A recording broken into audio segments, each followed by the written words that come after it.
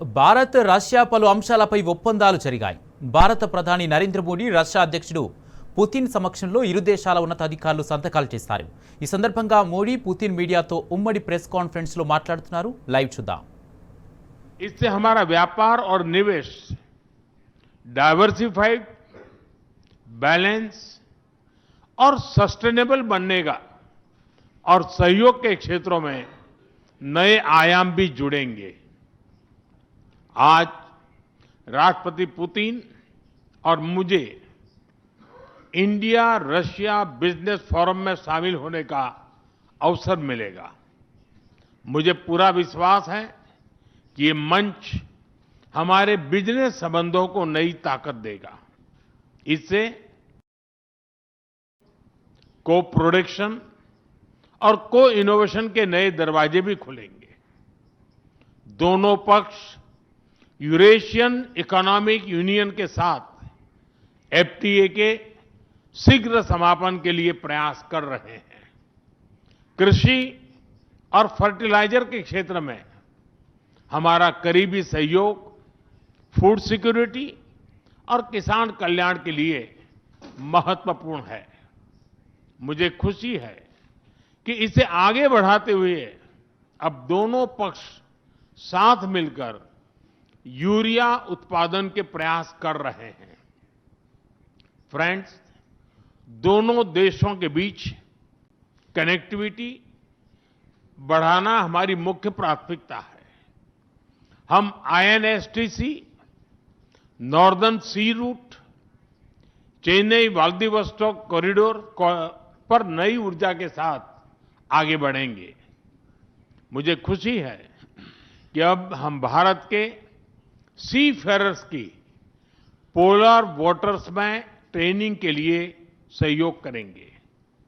यह आर्कटिक में हमारे सहयोग को नई ताकत तो देगा ही, साथ ही इससे भारत के युवाओं के लिए रोजगार के नए अवसर बनेंगे। उसी प्रकार से शिप बिल्डिंग में हमारा गहरा सहयोग मेक इन इंडिया को सशक्त बनाने का सामर्थ्य रखता है।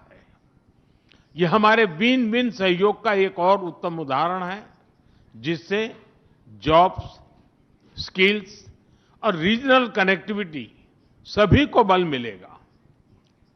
ऊर्जा सुरक्षा भारत रूस साझेदारी का मजबूत और महत्वपूर्ण स्तंभ रहा है। सिविल न्यूक्लियर एनर्जी के क्षेत्र में हमारा दशकों पुराना सहयोग क्लीन एनर्जी की हमारी साझा प्राथमिकताओं को सार्थक बनाने में महत्वपूर्ण रहा है। हम इस विन विन सहयोग को जारी रखेंगे। क्रिटिकल मिनरल्स में हमारा सहयोग पूरे विश्व में सिक्योर और डाइवर्सिफाइड सप्लाई चेन सुनिश्चित करने के लिए महत्वपूर्ण है। इससे क्लीन एनर्जी, हाईटेक मैन्युफैक्चरिंग और न्यू एज इंडस्ट्रीज में हमारी साझेदारी को ठोस समर्थन मिलेगा।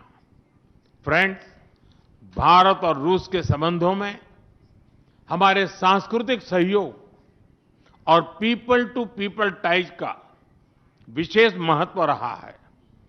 दशकों से दोनों देशों के लोगों में एक दूसरे के प्रति स्नेह, सम्मान और आत्मीयता का भाव रहा है। इन संबंधों को और मजबूत करने के लिए हमने कई नए कदम उठाए हैं। हाल ही में रूस में भारत के 2 नए कॉन्सुलेट्स खोले गए हैं। इससे दोनों देशों के नागरिकों के बीच संपर्क और सुगम होगा और आपसी नजदीकियां बढ़ेगी। इस वर्ष अक्टूबर में लाखों श्रद्धालुओं को इंटरनेशनल बुद्धिस्ट फोरम में भगवान बुद्ध के पवित्र अवशेषों का आशीर्वाद मिला। मुझे खुशी है कि शीघ्र ही हम रूसी नागरिकों के लिए निःशुल्क 30 डे ई टूरिस्ट वीजा और 30 डे ग्रुप टूरिस्ट वीजा की शुरुआत करने जा रहे हैं। मैन पावर मोबिलिटी हमारे लोगों को जोड़ने के साथ साथ दोनों देशों के लिए नई ताकत और नए अवसर क्रिएट करेगी। मुझे खुशी है के लिए आज 2 समझौते किए गए हैं। हम एजुकेशन, स्किलिंग और ट्रेनिंग पर भी काम करेंगे। हम दोनों देशों के स्टूडेंट्स, स्कॉलर्स और खिलाड़ियों का आदान प्रदान भी बढ़ाएंगे। फ्रेंड्स, आज हमने क्षेत्रीय और वैश्विक मुद्दों पर भी चर्चा की।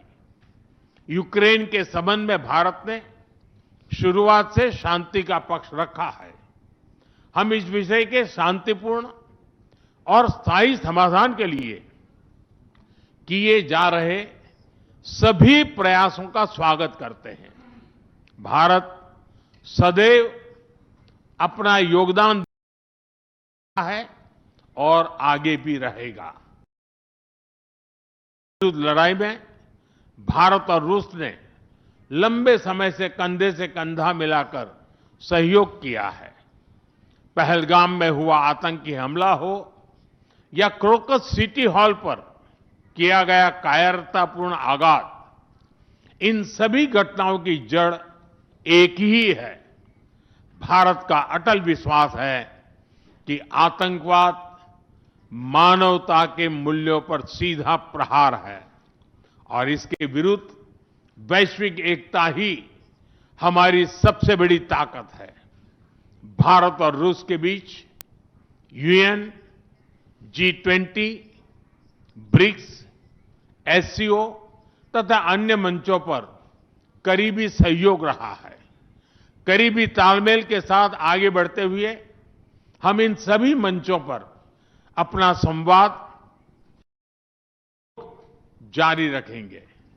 एक्सेलेंसी, मुझे पूरा विश्वास है कि आने वाले समय में हमारी मित्रता हमें ग्लोबल चैलेंजेस का सामना करने की शक्ति देगी और यही भरोसा हमारे साझा भविष्य को और समृद्ध करेगा। मैं एक बार फिर आपको और आपके पूरे डेलीगेशन को भारत यात्रा के लिए धन्यवाद देता हूं। स्पासिबा।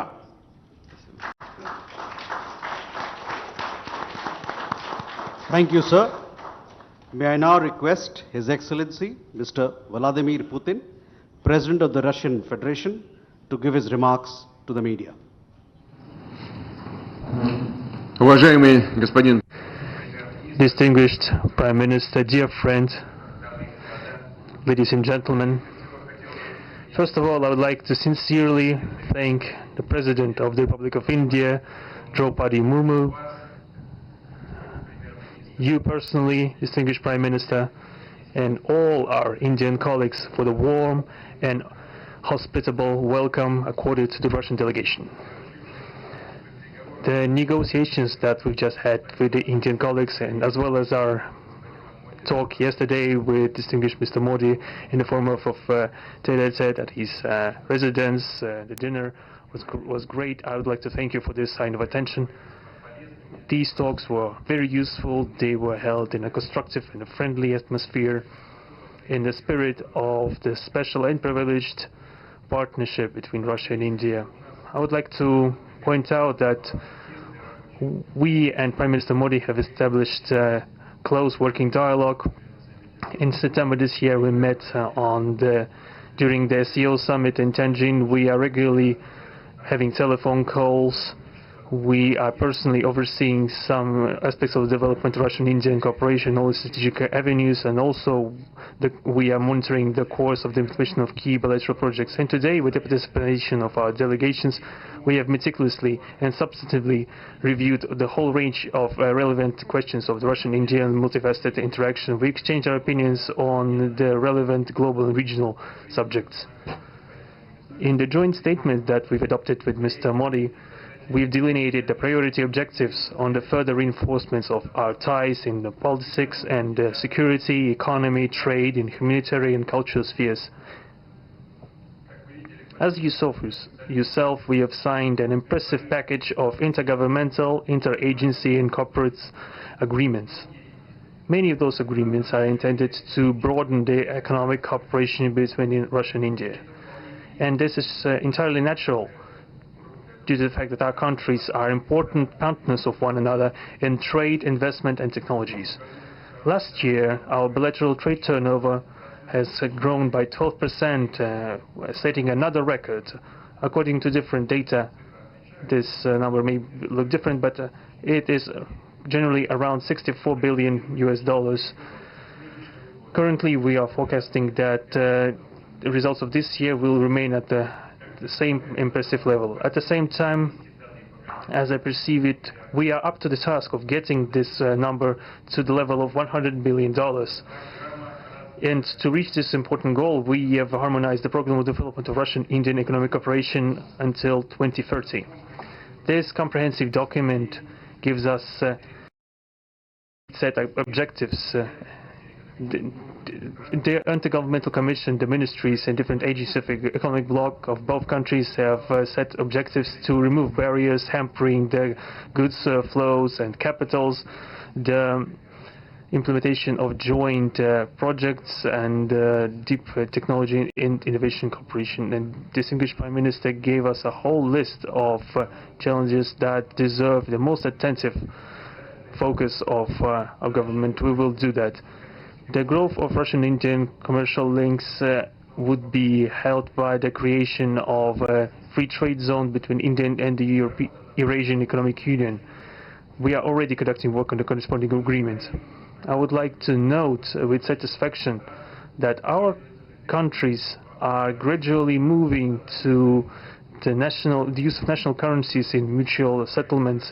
The share of these national currencies is already 96% in commercial deals. We have established resilient channels of credit, financial and interbanking cooperation. Russian economic operators have broadened the sphere of use of Indian rupees, which we receive from the fulfillment of export contracts.